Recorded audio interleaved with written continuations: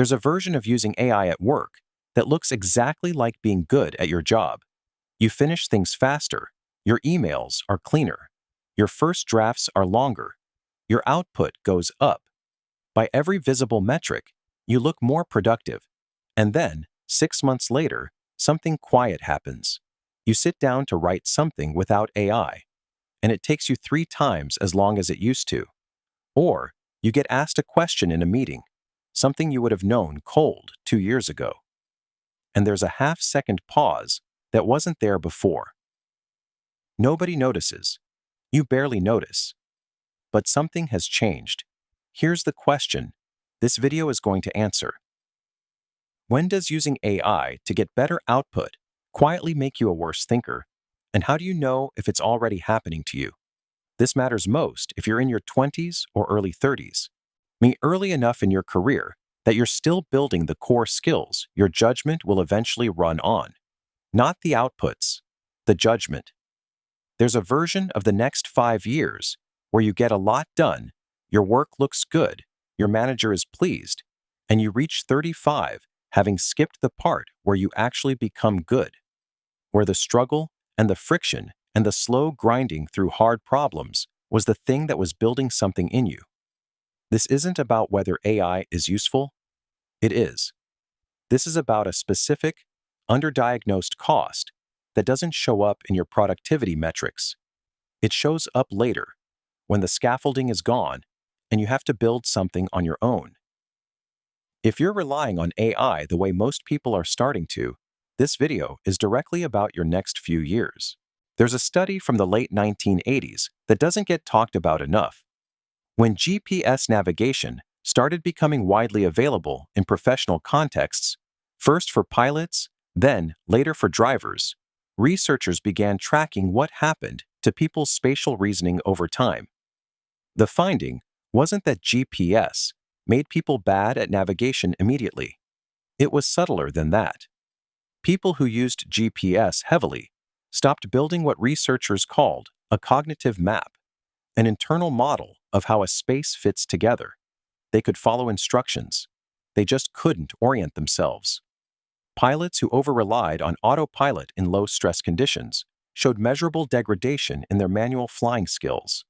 Not because autopilot is bad, because skill, it turns out, is not like a file you save and retrieve later.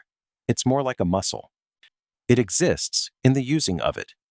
Now apply that logic to knowledge work, to writing, analysis, judgment, structured thinking. And ask yourself, what happens when you outsource the effortful part of that work, consistently, over a long period of time? That's the mechanism we need to understand. There are 4 steps to how this actually works. Let's go through them one at a time. Step 1. Effort is the signal, not the obstacle. When you sit down to write something hard and you feel the friction, that resistance before the words come, that moment where you're not sure what you actually think yet, that feeling is not a problem to be solved. That feeling is the learning happening. Cognitive scientists call this desirable difficulty. The brain consolidates understanding through struggle. When retrieval is easy, encoding is shallow. When retrieval is hard, when you have to reach for something, reconstruct it, work for it, the mental model you're building becomes more durable. This is why rereading your notes feels productive but doesn't work very well. And it's why using AI to skip the hard first draft means you skip the part where you were about to figure out what you actually think. You got the output, but you didn't get the understanding that writing it would have given you. Step 2. Repetition builds pattern recognition, and pattern recognition is what senior people are actually paid for. Think about what makes someone genuinely good at a knowledge job after 5 or 10 years. It's not that they work harder, it's that they've done enough versions of the same kind of problem that they can read a situation quickly. They notice what's off. They know which risks are real and which are noise. They have taste, the ability to evaluate quality, not just produce it. That taste is built from repetition with feedback.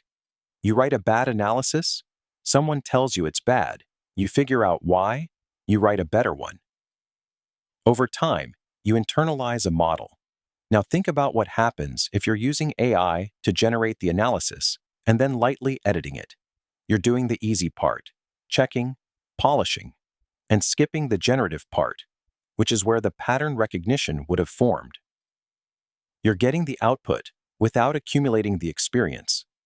And experience, unlike output, doesn't transfer from the tool to you. Step 3. Cognitive offloading reduces working memory capacity over time. This one is more speculative, but the direction of the evidence is consistent.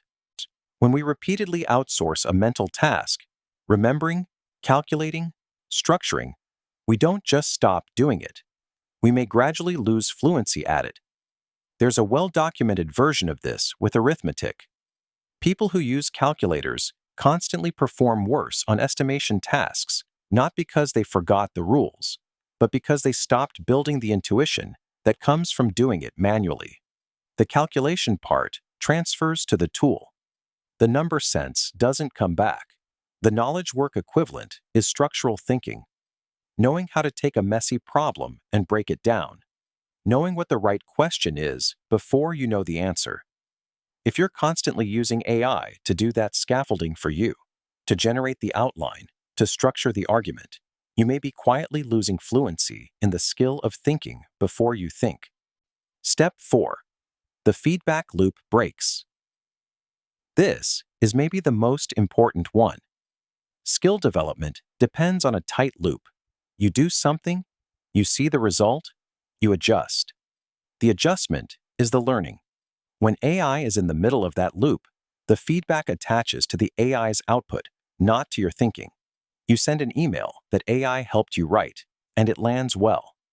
Great. But what did you learn? You learned that AI writes good emails. You didn't get a data point about your own judgment or your own communication. Over time, the loop that should be tightening your skills is tightening your ability to prompt and edit AI, which is a real skill, but it's not the same skill as doing the underlying work. And in most careers, you will eventually be evaluated on the underlying work, in a room, in a conversation, under pressure, without the tool. Now that you understand the mechanism, effort as signal, pattern recognition through repetition, cognitive offloading, broken feedback loops, here's where most people get stuck. They hear this, and they think the answer is to stop using AI. That's not the point. The point is something more specific.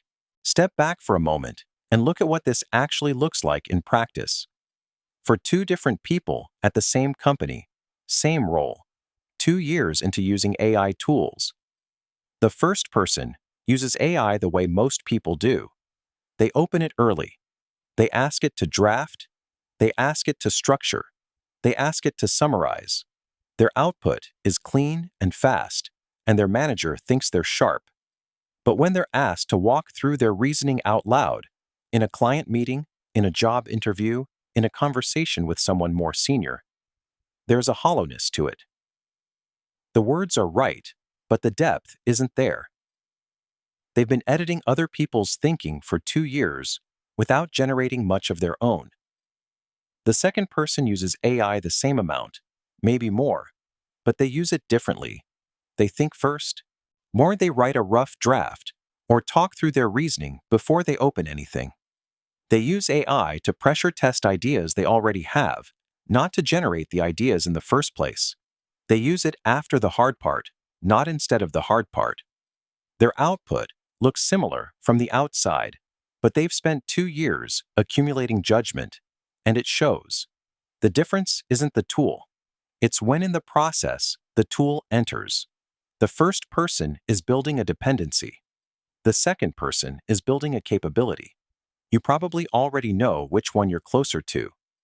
Here's the one mental model worth taking from this video. Think of it this way. There are 2 types of work in any knowledge job.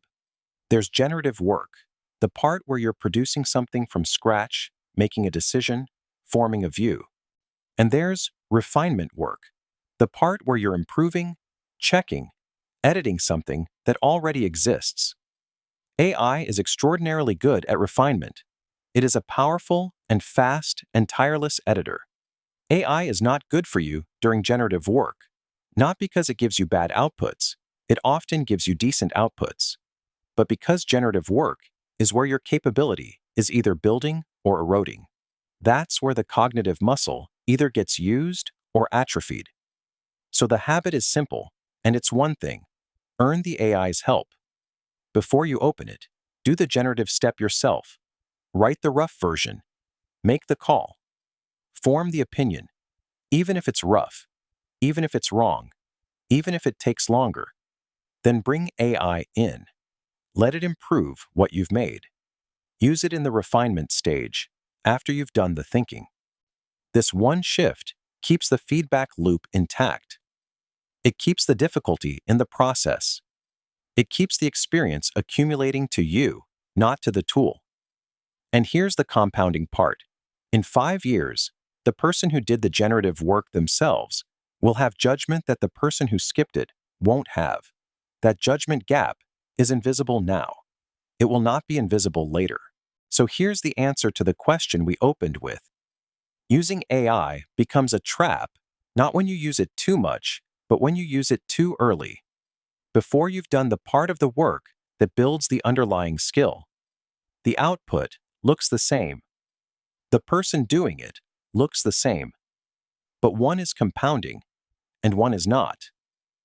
The sentence version is this: AI can increase your output without increasing your capability, and the difference only becomes visible when the tool isn't there. Which opens a different question, and this one is worth sitting with. If the risk is in what you're offloading, how do you actually know which skills you've already started to lose without realizing it? How would you even test that? Because there's a way to audit your own capabilities that most people have never thought to do, and it's more revealing than it sounds. That's the next video.